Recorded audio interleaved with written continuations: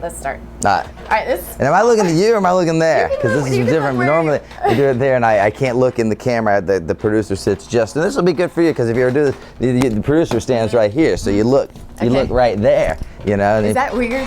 No, you get used to it. You do? Yeah, you get totally used to it. Absolutely. So, but which would you rather me be? You do whatever you want to do, whatever makes you comfortable. You can look there, you can look at me, you can look there. Okay, go ahead. This is Paul Brown, and he is the owner of Gallery 63 here in Roswell and Sandy Springs. Well, Sandy Springs. Sandy Springs. I used to say Atlanta, but the line when Sandy Springs became a city, which is a whole different story. I had to go through zoning and such here. It's small towns are very sort of what do you say? They're very authoritarian with their signage and their rules. So, but it is Sandy Springs. It's the Napoleon complex. You're small, but you got to be out there. Good point. Thank you. Yes, indeed. So yes, we are in lovely Sandy Springs, sunny Sandy Springs. Well, one of the reasons why I wanted to interview you is because Soulgasm TV is all about people who sort of are living their dreams. And although you had a lot of success in doing what you're doing, I researched a little bit about you, and I realized this sort of it sounds. Did you really? It's a little creepy, just a little bit. Thanks for Google. Right. Yeah, no problem. But you didn't really want this to be your dream when you were growing up. No, I wanted to be an English teacher growing up. I first wanted to be like a rock star, but that didn't pan out. So everyone wants to be a rock star. Everybody wants to be a rock star. So I'm like the antique rock star now, so that'd just be fun. No, I wanted to be an English teacher. That was my whole goal. I love literature, I love books, I love the written word, I love the spoken word. And I thought I was going to be a scholar and live a life of academia. I thought that'd be really cool to get a job as an English teacher on a campus and, teach young people about great literature. And that was really what I wanted to do. And so I went to school, went to Georgia State, and then I got my degree in English literature, and BA, and then I went back and worked on my master's. And I got about 2/3 or so through with my master's, pretty close. I mean, not close enough, but pretty close. And then my wife at the time ended up getting pregnant with my son, who's now 19. So you can put all. He's here sometimes, isn't he? He is here a lot of times, actually. He's at Georgia State now. And it became a time that, okay, I couldn't really no longer be a student, and I couldn't rush the degree any faster to hurry up and try and get a job as a teacher and support a young family at the time. So I decided to take a temporary job at my family's business. And this was temporary, right? Okay. 17 years later, well, 15 years later, right? That's how that goes. So I got inculcated in the industry that way. I just sort of came up in it. And I had actually been in it prior to that. Your dad, right? Yeah, because, I mean, it was your kid, when your parents have an antique store, and keep in mind, my grandmother had it before them. Wow. So third generation. Right. Well, fourth if you count Elijah, my son. Right, so we're, right. that's a lot of people selling junk for a lot of years. So anyhow, you kind of grow up in it. They used to drive into flea markets and auctions and all sorts of things like that. And so I kind of knew it, and I took a job there and did the research, which worked well with me because I enjoyed libraries anyway. Being a literature major, I was very comfortable, familiar reading and writing about things. So I took a job doing the photography and the research and the cataloging and all that for that company, and I just stayed. Just became, okay, this is what I do, even though I really didn't really want to do it. But I got to enjoy it. And in this industry, it's great. You get to learn about so many things just passively, because the history of objects is the history of people, really, because people make objects, and the reason they have the objects around them is because that's what works in that particular time period. And so you get to learn so much, and I kind of embraced that and enjoyed that, the scholarly aspect of it. And then time goes on, and as you grow and become, not just a young adult, but a mature adult, and you're like, I want to do something on my own. And I thought to myself, exactly that. I want to do something on my own. And I began to think about it a little bit. I was going to be an EMT. I want to be an ambulance driver. Wow, you're all over the place. Well, I do like adrenaline. I mean, I like motorcycles and riding fast and doing things actively. I'm physically active. I like running, hiking, and that sort of thing. So I thought that'd be really cool. And wait. Let me reset. Okay, but I wanted to go do something on my own, and I decided that I really wasn't qualified to do anything other than being in this industry. Okay. And so I had this piece of property in another part of Sandy Springs that I sold, and it was at that point I made my decision, okay, I'm going to break away from the family business and do something on my own. So I drove up and down Roswell Road, this is my home, Sandy Springs, tried to find a place to have this business, and I saw this church. And I used to actually skateboard as a kid at this church out front. No way, yes, right? And if you look out front when you leave, you'll see concrete on the ground, and that was put there specifically to keep me and my friends from skateboarding here. It's like, so. Would you've ever thought? No. Well, the beautiful irony is, obviously, I now own the building, and so everyone's going to chip off a little piece, Keep it. That's how it worked out. So anyway, I bought this building from the pastor. I just called him directly and said, "Y'all ever think about selling this old church? It's been here forever." and I noticed there's never many cars there. And he's like, yes, we were actually just fixing to move. It's irony. It was just a perfect serendipity, just meshed together. So I bought the building from him, and then I had this big empty building to start from scratch. And so my best friend in all the world was an out-of-work carpenter. So between him and we built it out exactly the way it needed to be, and it worked pretty well for a while. And was it tough to get your name out there, kind of as a separate entity? Yes and no. I've been in Atlanta my whole life, right. And so I have, and I worked at my family's business, which is a pretty good sized antique store. In fact, when they were rolling, you want to give them a shout out? It's called Red Baron Antiques, okay. but it's no longer there anymore, so it doesn't really matter. Okay. He has a different store up the street called Sandy Springs Design Center. Okay. But at the time, and we're talking about the 90s-ish, it was the largest antique store in the country by volume. And so it had a name, and I did everything. I did, like I said, I did the research and did the layout. Connections too that way, right? Well, right. You over a course of 15 years, you meet a lot of people. I did a lot of sales. I did a lot of things like that. So I made connections over the years. And at one time in Atlanta, there were auctions every night of the week. Atlanta's, for whatever reason, always been kind of an auction antique city. It's got all this history, right? I mean, there's plenty. There's a lot of history here, and there's a lot of people that collect cool stuff here for whatever reason. Because I've been to other towns, and they don't have nearly the industry presence that we have in Atlanta. About that. There's a lot of adds to it. I don't know why. I don't know why it grew up. But certain things grow up around certain places. I don't know why do we have a big airport. I don't know. I guess. I mean, why? Seriously, yeah, really, why is the biggest airport in the world in Atlanta, Georgia? It's a big world, right? So, but I don't really know why that is. Maybe Delta, but for whatever reason, the industry is here. So you open up an auction gallery in Atlanta, you're going to get there's a lot of dealers, a lot of antique markets, a lot of antique stores. So you're going to get your 30 to 50 dealers, no matter what. Just open the door, they're going to show up. And so for what an auction gallery, really probably any business, you could say this about a restaurant or a bar or anything you think about, it begins to take on the personality of the person running it. And I like kind of quirky, oddball things. I don't collect anything, but I like to examine and learn about unusual pieces of history. Give me an example.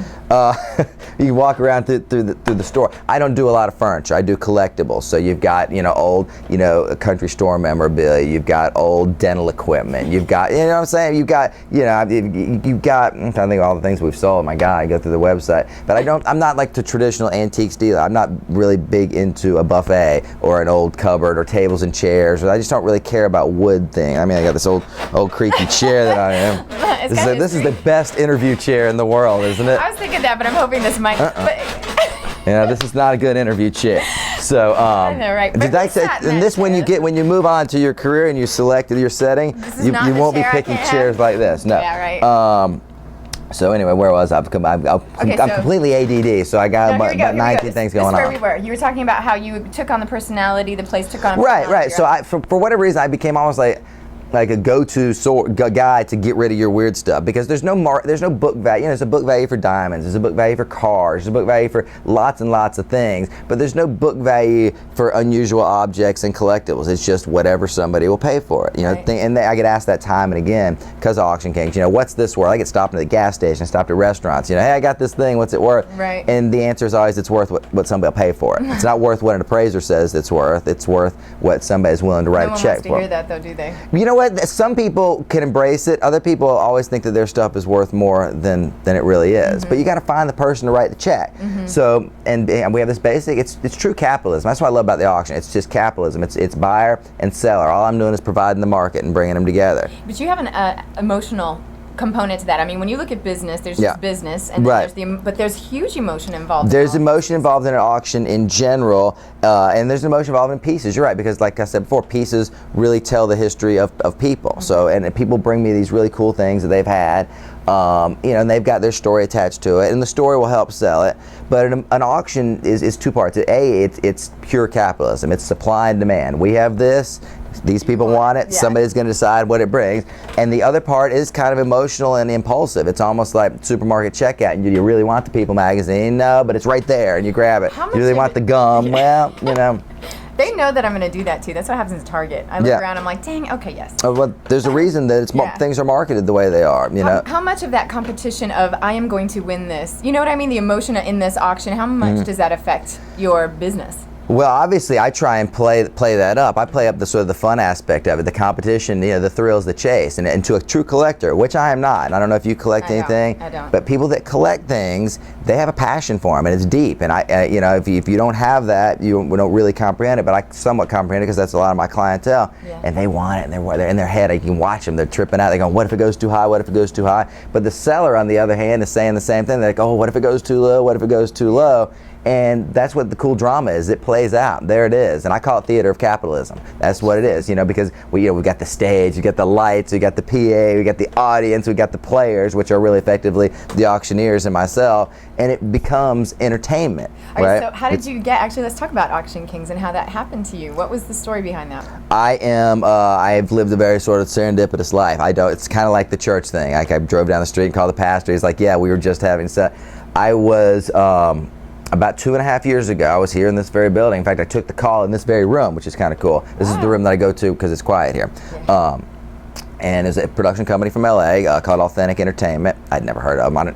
Another irony is I don't really watch a lot of TV. But they're like, yeah, we're thinking about doing a television show based on an auction gallery. And I thought, okay. And I thought that before it would be interesting. At the time of that phone call, I was I was actually in the middle of going through a divorce a little bit. Not a little bit. I was going through. Can you go through a divorce a little bit? Anyway, so my head was all kinds of screwed up, right? And so you think about it, I didn't even want to be near my friends, let alone on TV. So I blew it off. I was like, yeah, thanks, no thanks. And I don't really know how they found me. I'm told they did a national search of auction galleries, and I don't really know how they did that or how they conducted it or how they came down. But I do know they narrowed it down to 5 places. And I was one of the 5 places, and then they contacted those places. I guess maybe they sent people in, I don't know, that quietly or surreptitiously or whatever. And anyway, so I was one of those 5 places, and the second time they called back, I capitulated. I said, okay, sure, I'll consider it. So they sent me a little flip cam, and it said shoot a day in the life of Gallery 63. So I walked around with it that day, and I shot Cindy, and I shot Delfino, and I shot some customers, and I shot probably 40 minutes of rough video. I sent it back to them. They edited it down into a little 7-minute sizzle reel. Sent it back to me. This is what came. I was like, oh, that's kind of cool. I was kind of proud. Bizarre? I was kind of cool. It was really cool. I actually have it. I'm waiting one day. I have it. And one day when the show's over, I'll throw it up on YouTube because it'd be kind of fun. If I do it now, I think the Discovery Channel will get mad at me. Yeah.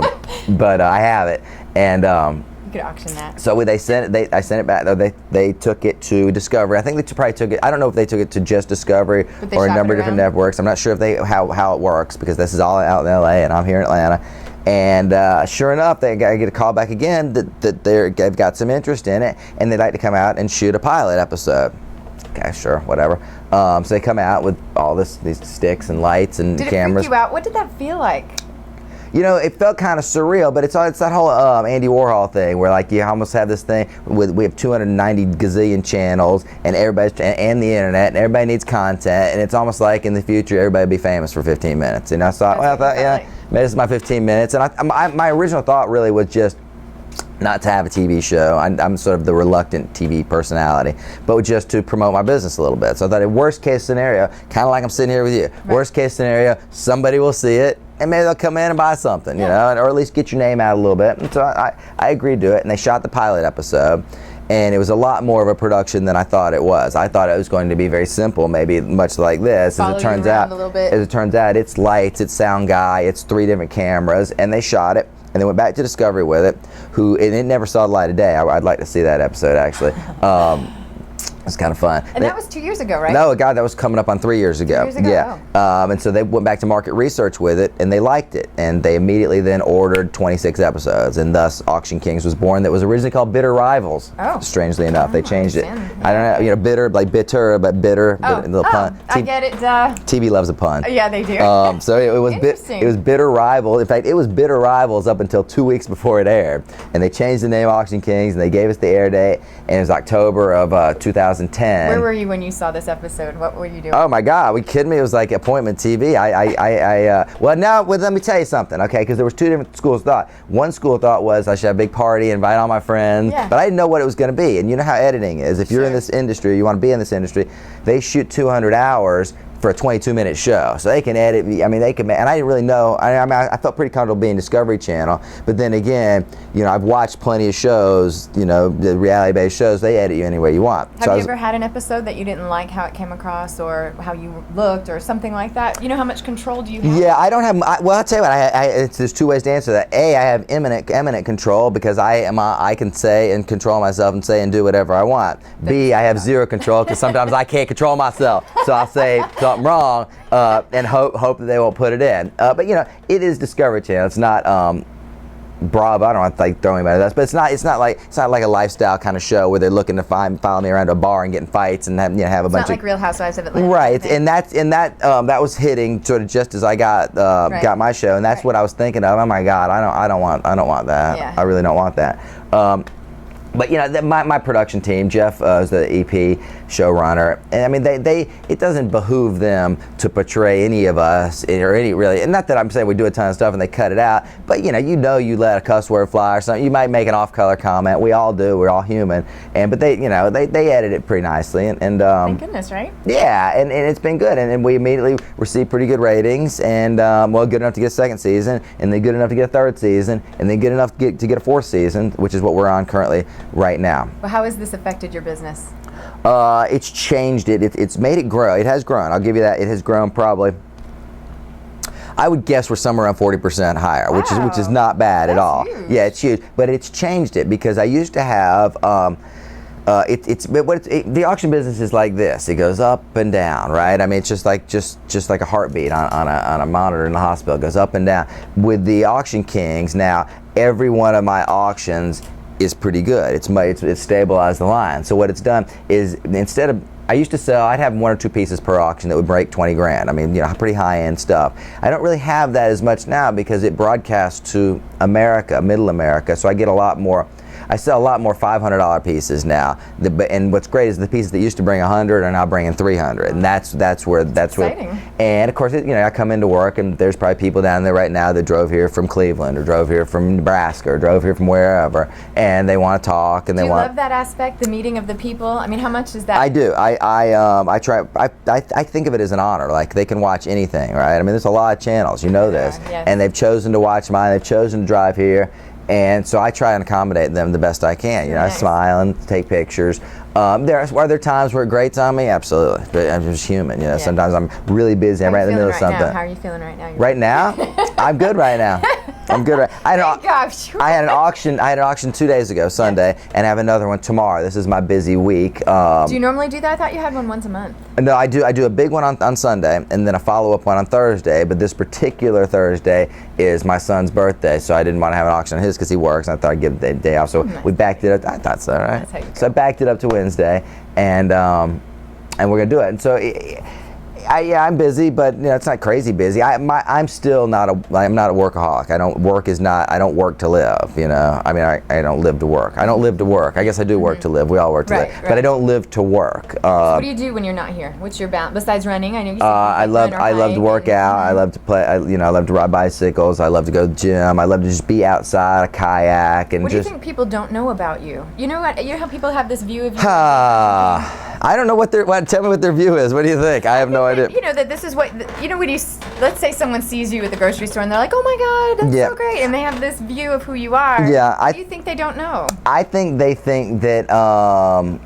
Well, there's a misconception with Auction Kings in general, because if you watch the format of the show, we only follow 3 items, and of course there's 1,000 pieces here. I think there's a misconception that, like, I personally research every piece that walks in here, and you know everything, right? And that I know everything, which obviously I don't. In fact, if anything, I wish I knew more. There's so much. Nobody can know everything, and it's impossible to be an expert on cars and paintings and furniture and jewelry. There's too much knowledge. So I think people think that I just have this in my head, which I don't. I think people think Gosh, I don't know. I really don't know what people think. I tell you what, people think that I get asked all the time. You know, are y'all really that friendly around? You know, are y'all really that nice? Because it seems scripted. I'm sure it is not scripted. And that's what I mean. It is not scripted. I mean, at all. Cindy and I really go back 20 years. John really did get a job here. He got his interview because he was an English major too. So I put him to the top of the list. It's cool because I read about him. He had like over 100 people that you interviewed. Oh yeah. And I put an ad. This is stupid. I mean, how stupid am I? This is a good story actually. Okay, I put an ad on Craigslist just before the show hit. I had John's predecessor could not be on the show for a variety of reasons that we don't need to get into. So he moved on. He went to Florida to chase a girl, and it happens. And that's a love story, right? Right? Well, it didn't work out, but whatever. So I knew I'd already had the show, so I needed a general manager, but I didn't want somebody. You know, I wanted somebody that was real. I wanted somebody that could think on their feet. I wanted somebody that could talk. I wanted somebody that could write. I didn't want to get a resume back saying, you know, I'm a detail-oriented team player and with bullet points. So I put an ad on Craigslist saying, just write me a letter. Write me a letter telling me why you'd like to work here.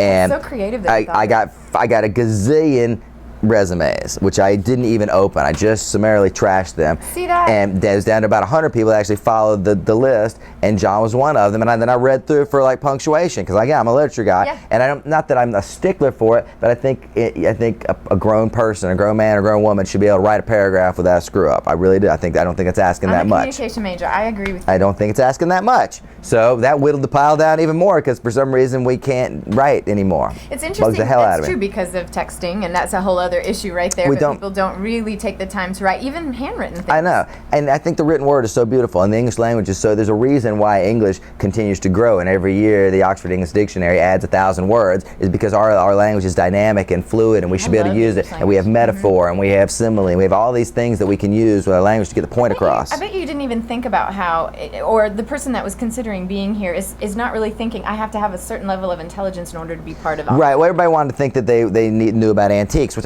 you can learn about antiques. You don't have to grow up with it. You don't have to grow up with it. You can learn about them, but you have to be able in your head to be open to learning and not think you know it all already because you took a business class in college. You know, I don't cotton to that. And I'm a big proponent of education, but a lot of things that I've learned had nothing to do with school. You know, so it is what it is. Anyway, so John beat out most of his contestants. We got it down to a couple people, and John's cool. I mean, we got along really well. And so the final straw is I have a rope in there. I like to climb ropes just as a physical activity. I used to have a rope in my house, and I've got a rope hanging in the middle of the auction room. And so it was John and this other guy, and I climbed up the rope and showed him how to do it, came back down. I said, it really came down to that? Yeah, I said, whoever gets up that rope first. Well, because, no, keep in mind, you have to, oftentimes John is in attics, in basements, carrying heavy things. It's not just, are you strong enough? It's, do you have a heart enough? Determined. So it's like, who's going up that rope the first? And John won, and that was it. That was it. John got the job, and it was a good hire. John and I get along really well. And Delfino, of course, came on as a temp 7 years ago. And never left.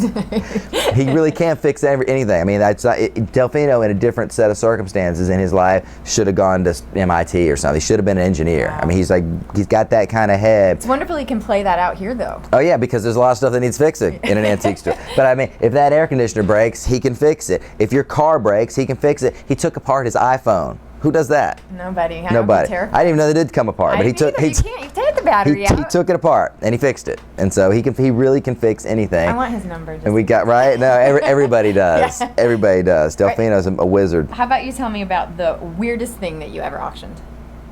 The weirdest thing I ever auctioned. Wow, there's a lot of weird stuff. I know, right? That's here. What I was thinking is really what people are passionate about and love must be sort of bizarre sometimes. Something like... Yeah, I tell you, I mean, we did an episode, we had fossilized dinosaur feces one time, which is, we did, right? I mean, who has that? Why did somebody clean that up like a million years ago? I don't know why. But the weirdest thing I can remember, and there's a lot of them that come up. This one, for some reason, comes back time and time again. This old lady came in one time. I say old, I shouldn't say it. She's probably in her 60s. And she had her hair all braided. She looked like a female version of Willie Nelson. She was a little weathered. And then she came in, and she had this bag, this like satchel, this leather satchel. And she said something on the counter. It made that noise. What is that, you know? It was teeth. What? Of all kinds. Human teeth, baby teeth, animal teeth, teeth. She collected teeth. Like anytime she saw teeth, she just collected teeth? you know what? I really didn't even want to get into the story that much with her because she kind of freaked me out with it. Well, she really needed the money, and actually Halloween was approaching. It was a fall. It was actually right around this time of year, and I thought, okay, and at that point, this is way pre-show, right? This is way before the show. I thought, okay, I'll take it, and I really didn't think anybody bid, but she really wanted me to sell them because they were important to her, and she said, so we sold them. We brought them to the auction. They brought like almost $200. Right, think about it, because nobody would really want that. Yes, but now here's the continuum. Here's where the payoff in the story is the person that bought it was the same woman 30 years younger. She was a little hippie chick, and she was gonna make jewelry out of teeth. Are you serious? Yeah. So sure enough, she came in, and she had her hair in little braids. That's weird. And she bought actually. teeth, and she made jewelry out of teeth. And that would be the weirdest thing I ever sold. The coolest thing I ever sold was I knew you were gonna ask that because I've done this before. I'm so unpredictable. I want to be unpredictable and ask you weird questions that you're like, wow, I never had. Okay, like if you were a tree, what kind of tree would you be?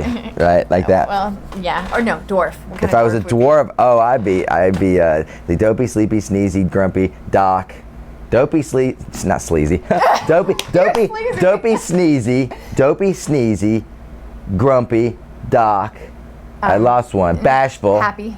I'd be happy. Hands down. Happy. Hands down. That's right. I forgot about that. Oh yeah, I'm happy. Actually, that's nice. Yeah, I'm always happy. So where were we? What was the question? Coolest thing. Oh, coolest thing had to be, I had a handwritten letter written by Ulysses S. Grant toward the end of the Civil War to General Robert E. Lee. And it was basically, keep in mind, this was brother against brother in the American Civil War, right? But they were West Point classmates fighting against each other, Grant and Lee.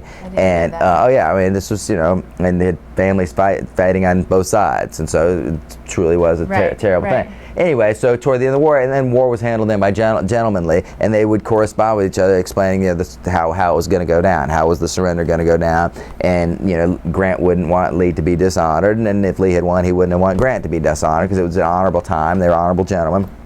And there was this series of correspondence that went back and forth, and this letter was, it was known this letter existed, but nobody knew where it was. I assume it just was lost to posterity. And this client of mine, actually I was a client at the time, they were redoing a house in southeast Texas, and they tore the treads off the stairs, one of these big grand double Scarlett O'Hara staircase deals, and they were redoing the treads, and underneath one of the treads was a iron strong box with a big lock on it. They popped it open. It's been there 150 years.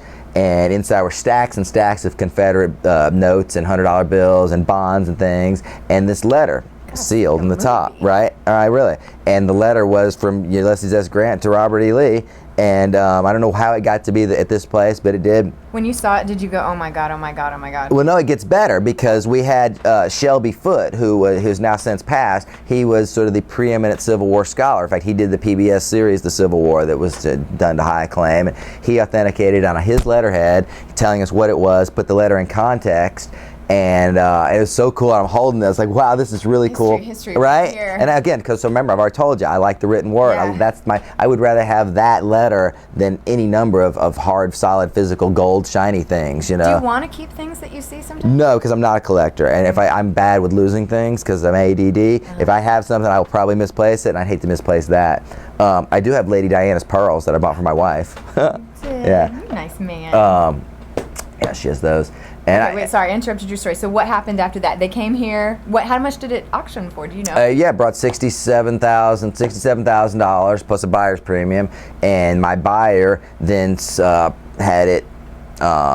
What's the word for? I hate that word. Had it appraised, which is not really what it's worth, but it's what an appraiser says it's worth. They had it appraised for a huge amount of money because you really couldn't replace it. If I gave you $1 million and said, go find this letter, you couldn't do it. So it's virtually priceless. So he had it appraised, and then he donated it to his alma mater, and I believe it now resides in Auburn University archives, which is where he went to school. So that was kind of a cool story. What about the most expensive thing that you've sold? I just had Thomas Jefferson's desk 3 days ago. It was just kind of cool. Here on Saturday when you had you'll see it on TV on Auction Kings, I promise. What was that I don't like? give that away. Did you just kind of touch it or look at it? What do you do? I mean, gosh, it's like, I was humbled by it, and Jefferson's kind of a personal hero of mine. I know, right? All of the things that he was like a statesman and a musician. And, Renaissance man, wine connoisseur, farmer, architect, wrote the Declaration. They don't make them like that anymore. No.